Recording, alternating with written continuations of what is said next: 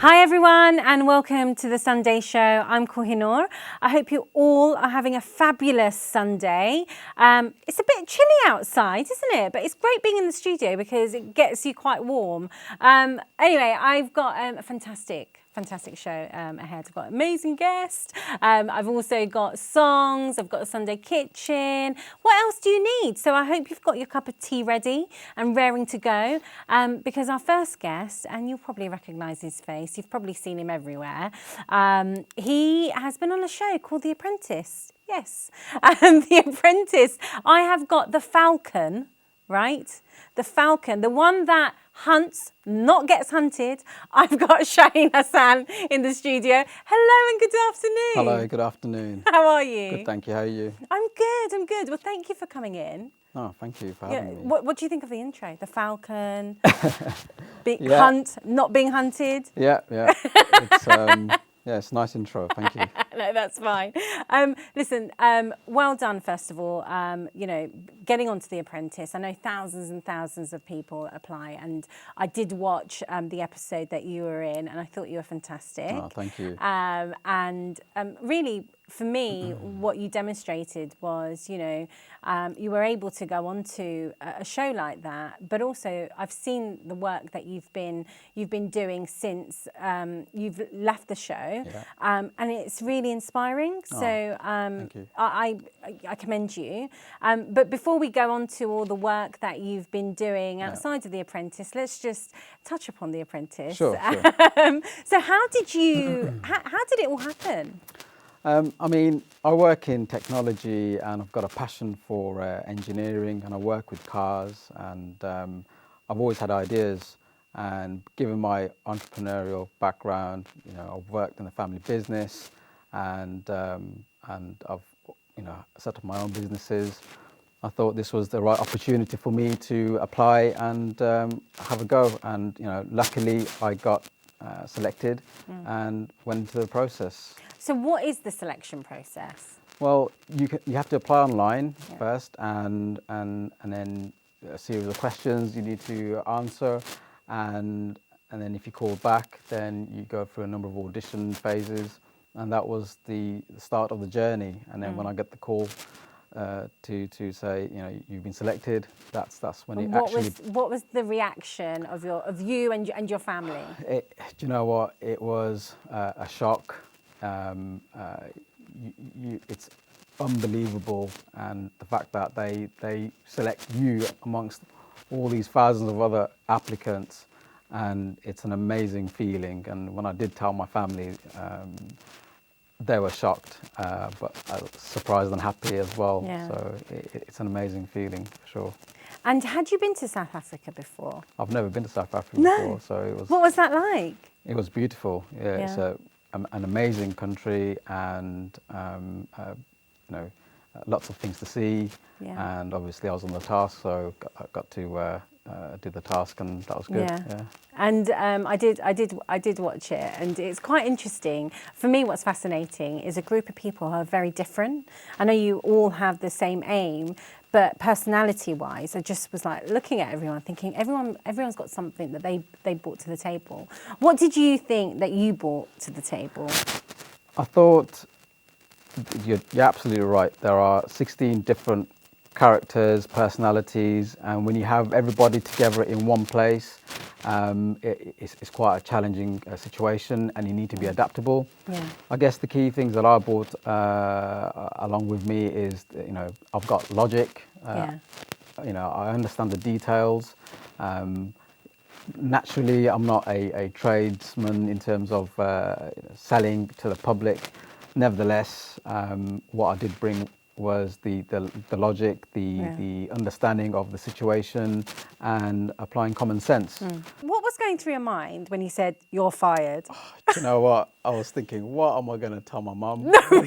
Yeah. I don't think anybody thought I was going to get fired in week one. Even me, I was just shocked when it happened. I was like, what is going on? I shouldn't be coming back on so quick. Oh, but I guess your family were so proud of you to be on there in the first place. I think so, yeah. And I really enjoyed everything. It was quite interesting. The art that they were doing. I was like, what are they doing? You know? Yeah, it's traditional rock painting. Yeah. Yeah, no, it was really good.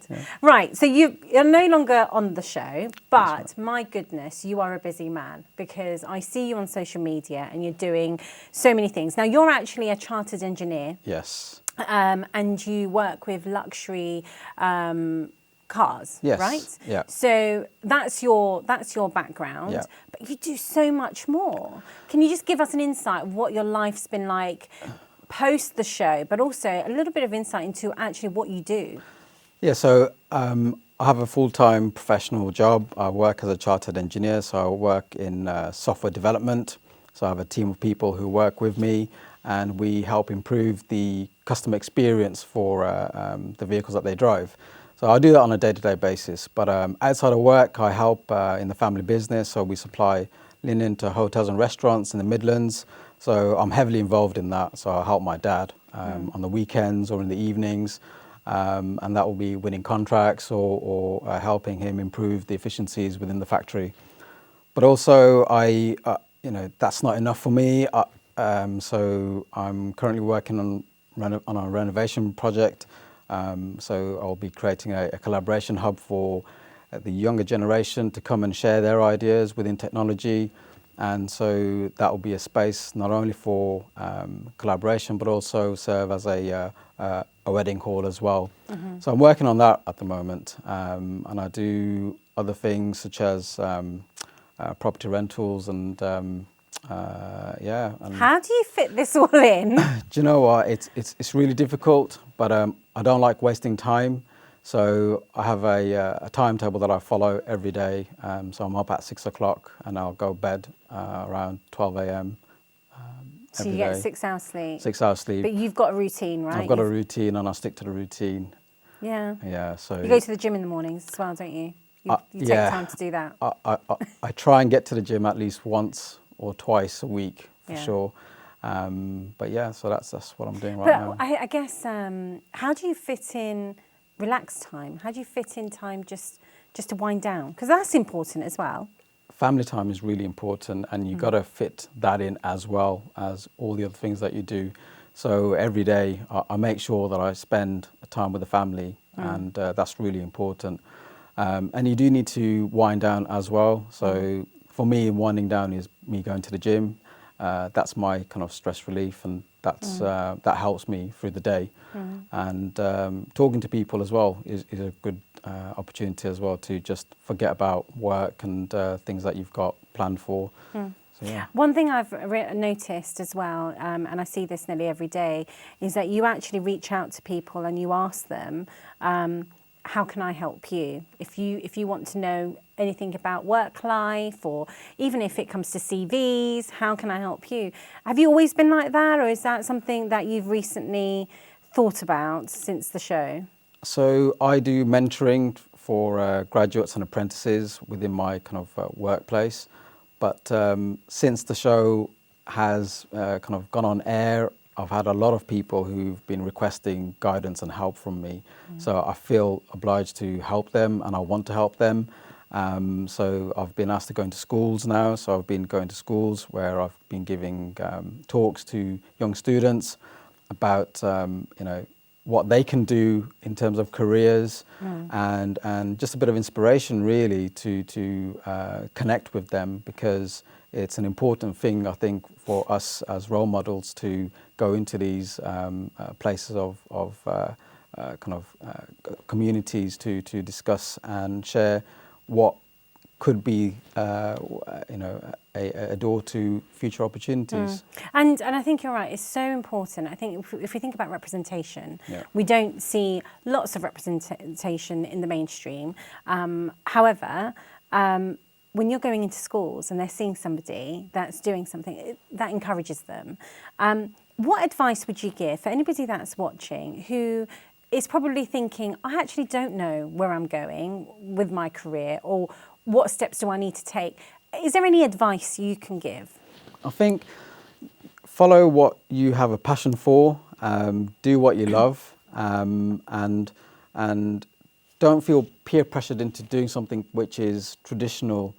If you have a belief that media is something you're interested in, then go for it, because you'll only be better at that.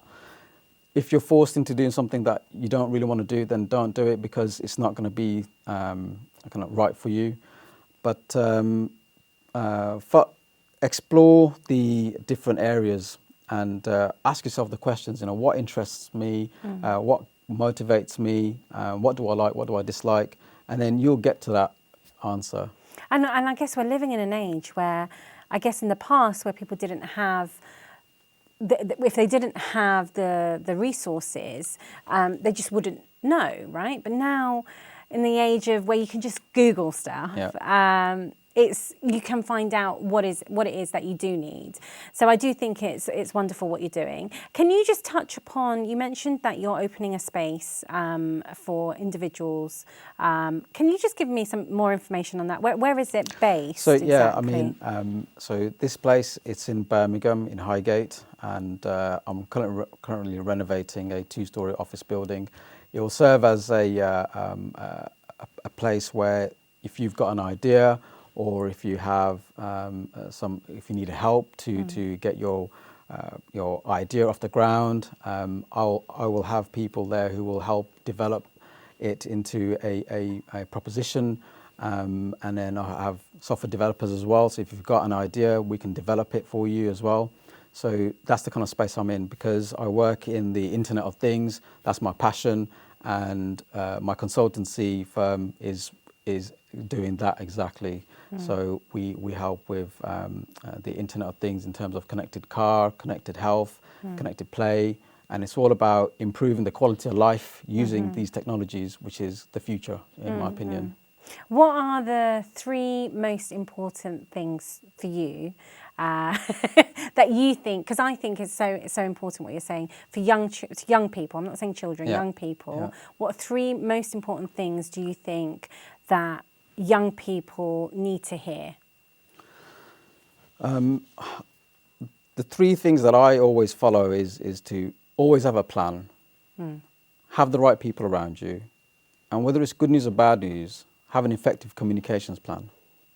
I think those 3 things are key, but also be persistent in whatever you want to do. You need to work at it, and you know, no matter how many followers you have on Instagram or you know how many likes you get, those are just things that you need to be mindful of.